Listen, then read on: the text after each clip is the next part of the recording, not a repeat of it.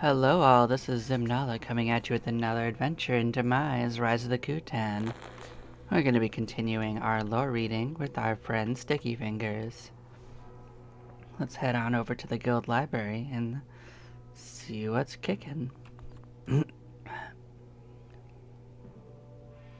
last time we went through all the rings, so this time it's going to be in the amulets, the potions, and the scrolls. I don't think we'll have time to do tomes, but maybe I'll feel spicy into them. Let's do all of them. Let's just get it through it. Yeah, without further ado, the Amulet of Projection. Now this is one of the special ones you can't really utilize as equipment. This is used for the quest.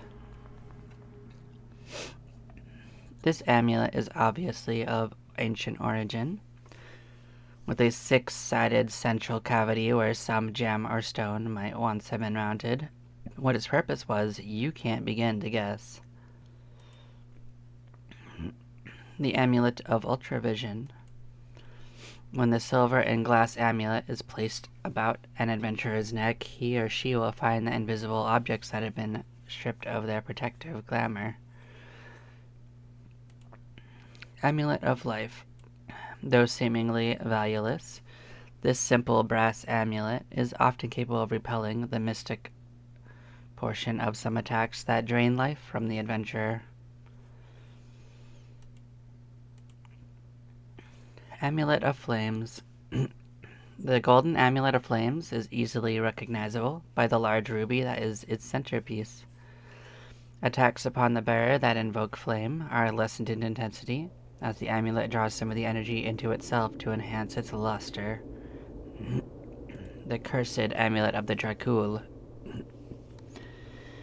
Consisting of a simple necklace adorned with the fang of a Dracul, this amulet is very bad news. Not only does it slow its wearer down in battle, many attributes are also lowered until a powerful magic is found to make the evil amulet release its draining grasp upon the adventurer. Have the Amulet of Health.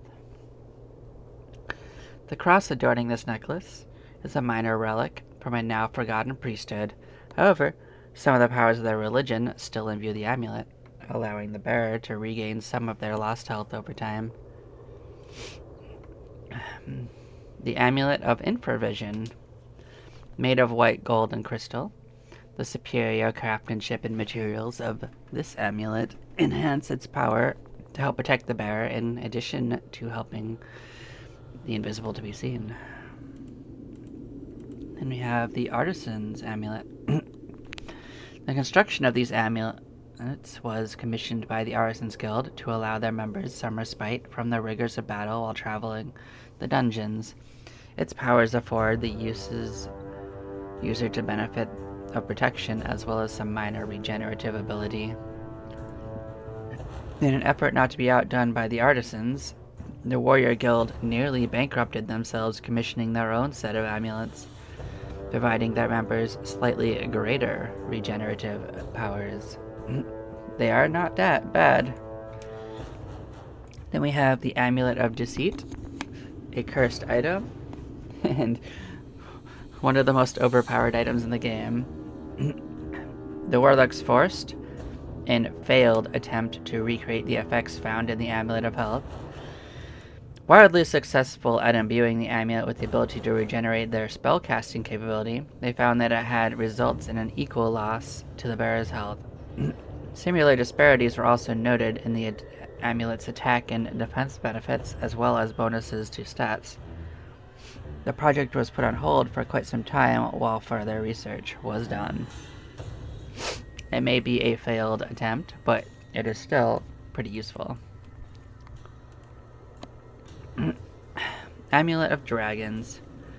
Highly prized by some adventurers, this solid golden amulet has the form of a dragon engraved deeply into it. When brought into a dragon's presence, and light is concentrated on the amulet, the effect is the same as if the spell Charm Dragon were being cast by a powerful mage. This amulet is so attractive, other beings respond positively to the wearer as well. The Warlock's Amulet. Continued research into forming an amulet with regenerative powers led by the Warlocks, working in conjunction with the Clerics Guild to the creation led to the Warlock's Amulet. Imbued with the essence of the Guild's precepts, the amulet increases the wearer's intelligence and wisdom, and allows the user the ability to see invisible opponents as well as remaining unseen themselves, providing a boost to the attack and defense capability.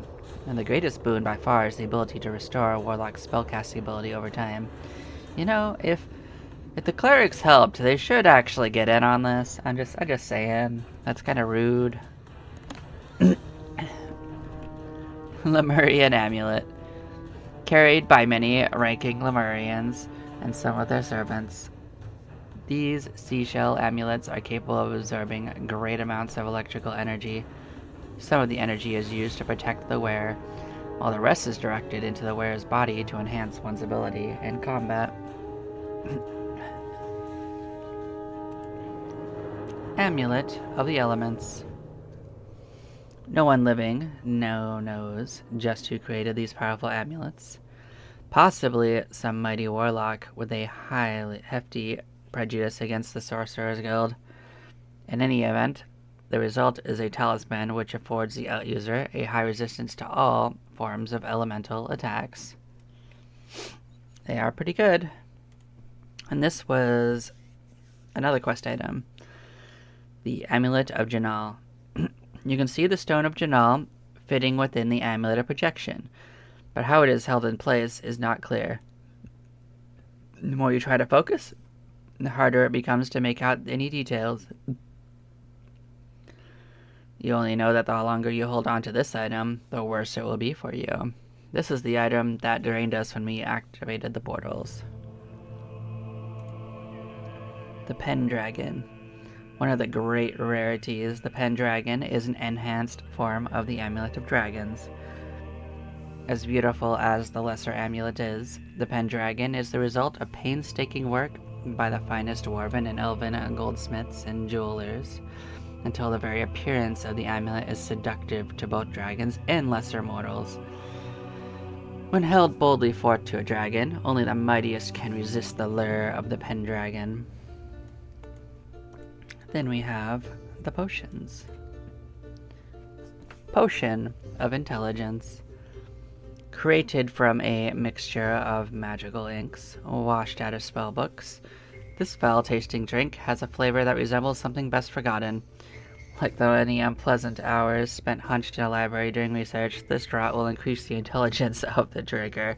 That says absolutely foul. Good job. Potion of Leadership. Sparkling spring water comprises the most common element in this draught, though rare minerals help give this pure-appearing beverage the power to imbue the drinker with greater charisma. Unfortunately, this heady beverage can be more than a little intoxicating. We have the Potion of Insight. An unusual blend of some of the most pleasant flavors known to man. This draught has been cut with a number of decidedly unpleasant things as well. A single drink will permit the imbiber insight into why this abasement of a wondrous drink was done, and generally increase the drinker's wisdom. Perfect. Potion of Might. Even though it has a taste that resembles raw sewage, there's not a warrior alive who wouldn't trade the finest mead for a draught of this burning liquid. In the long run, a boost in strength is preferable to the hangover anyway. Potion of Fitness. Made from dozens of herbs and not a few minerals, this beverage's flavor resembles dirty water. A single draught will imbue the drinker with a heartier constitution, which is useful if one is going to be drinking stuff that's lousy tasting. Still sounds better than several of the previous ones, just gonna say it. Potion of Agility. Made from an extract of prunes and minerals taken from a mountain stream, this potion will cause the imbiber to be able to move faster. But it actually doesn't taste too bad. It certainly runs through the system fast. I see what you did there. Potion of Invisibility. A single draught of this potion will render the imbiber invisible. Potion of Sight. Drinking this potion will allow an adventurer to see that which is hidden by magical means. Mystic Potion. A single draught of this mystic potion will make the drinker resistant to many magical spells. Dragon's Water. A mix of water with the saliva of dragons. This potion will cause the drinker to become resistant to fire. Salve of Health. Unusual for a potion, this potion is actually congealed into a jelly that is rubbed on the body to cure most non-serious diseases. Potion of Curing. By taking a draught of this potion, most non-deadly toxins in the body of the drinker will be neutralized. Potion of Healing. Greatly prized by novice adventure warriors, actually. This potion is capable of healing minor injuries almost instantly. Potion of Flight. While drinking this potion, while not actually allowed the drinker to fly, the imbiber will find that they levitate at a constant level, which permits the avoidance of many nasty traps. Potion of Movement. After an adventurer drinks this potion, monsters that paralyze this prey may find that they are no longer the hunters. Potion of Netamu. Created as a foil against magi, this beverage will give the drinker resistance to charming and similar mental attacks. Potion of Nevamu. By pouring this potion over one's body, electrical attacks will find most of their energy grounded by the viscous fluid. Oh great, you wear this one. That sounds awful. Potion of Nasamu. A viscous liquid. This potion is poured on the body to neutralize acid attacks rather than being drunk. Nagamu. Tasting of Clean Earth. This potion will make the drinker's system resistant to the petrifying results of a stoning attack. Potion of Namamu. By drinking this potion, attacks that drain life energy will often fail to touch the spirit. Potion of Youth. A single draught of this golden fluid will make the drinker a year younger. You also lose a point of constitution, but oh well. Potion of Frogs. A useful potion for beginners. This will allows the drinker to use the abilities of the amphibious breathing spell. Art of Being. Created in times past, perhaps by the being known as Morash, this wondrous liquid will increase all of the imbiber's attributes. Doesn't say it tastes bad either, you know? Much, much tastier. Elixir of Restoration. A crystal clear liquid. This elixir will cause great amounts of injury to fade to bad memories when imbibed. Elixir of Fate. A marvelous clear liquid. Only the gods know what exact effect it will have. Sometimes it may heal the drinker. Other times restore full mana. It has been reported that on occasion, unpleasant things can also occur. Yeah, like the opposite. Blood of Ages. Created from the blood given voluntarily by ancient dragons. A draught of this bubbling, burning fluid will cause a decade to fall away from the drinker. And the famous elven wine. No one quite knows why the elves keep making this drink. While known the world around for its heavenly flavor, a single draught will permanently induce into its drinker a drunken stagger that never goes away. You lose some intelligence and wisdom permanently. Then we move on to the scrolls. There's a lot of these too. Scroll of Spells. Prized highly by magicians. This scroll is capable of temporarily boosting the adventurer's mana level so that more spells can be cast without the required rest period in town. Scroll of Negron. Created by Negron, one of the Artificer Magi, this scroll is capable of charming even the most unpleasant giant. Scroll of Samsei. Created by Samsei the Black, this scroll is used to force the unliving to become slaves to the caster. Scroll of Katran. One of the mightiest of the circle of Artificer Magi. Katran's scrolls are capable of charming the mighty dragons. Woe be to the adventurer foolish enough to use this scroll on a dragon of greater will than the caster. Dragons will submit only to the strongest minds, even under the influence of this magic.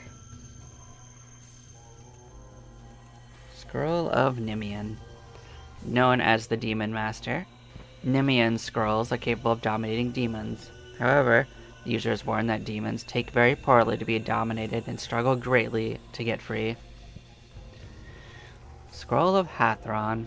Perhaps the least focused of the Artificer Magi, Hathron's scroll charms what he calls monsters. Unfortunately, he is less than forthcoming in what exactly is a monster to him. Now, I think this works on lycanthropes. I think that's the class that this aims for. Created by Goron, Scroll of Goron, created by Goron of the Beasts, these scrolls are capable of charming the wildest of animals. Scroll of Kanji. Within the Magi's Guild, there is a group of 10 masters who are known as the Circle of Artificer Magi. They are well known for the scrolls of charming and domination that they create and sell to adventurers. Kanji's scrolls work on insects. Scroll of Malart. Malart, Lord of the Circle of Artificer Magi, specializing in created scrolls to control elementals. With the little effort needed to create these scrolls, Malart is free to spend time working on new magic that permits the actual invocation of elementals. Scroll of Norgus. Norgus, called the Hypnotist, creates these droning scrolls that cause most humanoid beings to fall deeply into a trance that makes them the virtual slave of the caster. Scroll of Nantasu. Rival of Nimian, the artificer mage Nantasu has created a scroll that is capable of dominating mighty devils. Like demons, it is unwise to attempt to dominate an overly powerful devil. Scroll of Control. On occasion, each member of the Circle of the Artificer Magi will create 1 or 2 scrolls of control. These scrolls are capable of reinforcing the binding of creatures that have been forcibly bound to act as a companion to the player.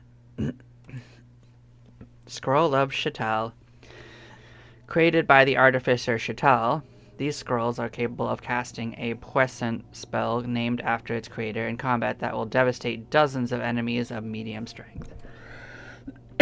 This is the spell that doesn't have a resistance, so it can be quite nasty. Scroll of Identification. Prized by adventurers, a scroll of identification is capable of revealing the powers of an item without the time-consuming trip to the store, not to mention the expense of identification. Scroll of Summoning.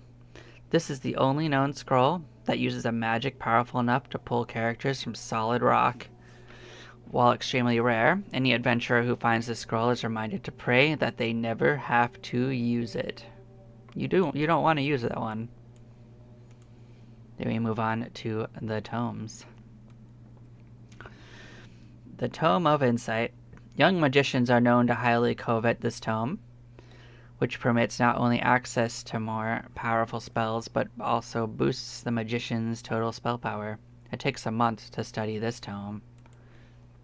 Tome of Endurance. One of the most valuable items that can be found in the upper reaches of the dungeon. Novice adventurers of all stripes seek this tome. Not only does it increase the adventurer's resistance to poison and disease and help with the recovery from the same, it also helps to increase the number of hit points gained whenever a new level is gained. Like all tomes, it takes 4 weeks to study this book. Tome of Might. A new warrior's greatest prize.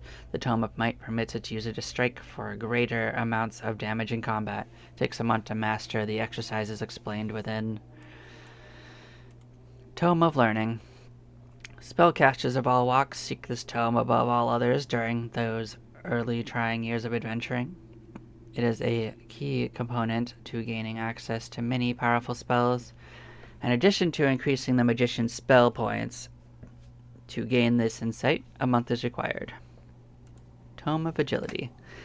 Anyone who follows the path of adventurer will happily study this tome. Not only does it make the reader more difficult to hit in combat, it also permits greater control of thieving abilities, which are critical for a successful dungeon crawl. The exercises in flexibility take a month to learn. Then the Tome of Leadership. Often overlooked by novice adventurers, the Tome of Leadership has surprising benefits. When exploring the dungeon, a charming party leader will often be able to avoid combat, which is often necessary to track down clues for various quests. Occasionally, a monster will find the adventurer so charming that it'll decide to come along with its new friend. The tricks and techniques written within take a month to master, like all other tomes. Then we have the Tome of Lies. Created by master magicians to keep greedy novices from getting above themselves, this tome should be avoided at all costs. Then we have the Tome of Binding. While some companions will stick with their friend through thick and thin, some are less than agreeable to the situation. In particular, charmed monsters often rebel against the bonds of magic that tie them to the magician. This tome permits reinforcement of those restraints. Tome of Detachment. Rather than returning to the general store with an attached cursed item and embarrassment, this tome gives the adventurer the opportunity to remove the cursed item before returning to the city. It doesn't usually work on anything good, though. Tome of Spells. When exploring deep into the dungeon, magicians often find that their spell power is at a low ebb, and the danger shows no signs of abating. A page from this tome will quickly restore the magician to great levels of strength, sometimes even greater than is normally possible. Yes, it actually is impossible to go above your max spells when using this, though I don't think it actually stays after you cast a spell. I think if you cast a spell, it goes away. You could use it to cast a spell that you don't have enough spells for. There are times when that happens early game. But yes, I hope you enjoyed this retelling, and we will see you next time for another storytelling adventure in the world of Demise. Y'all take care now. Bye-bye.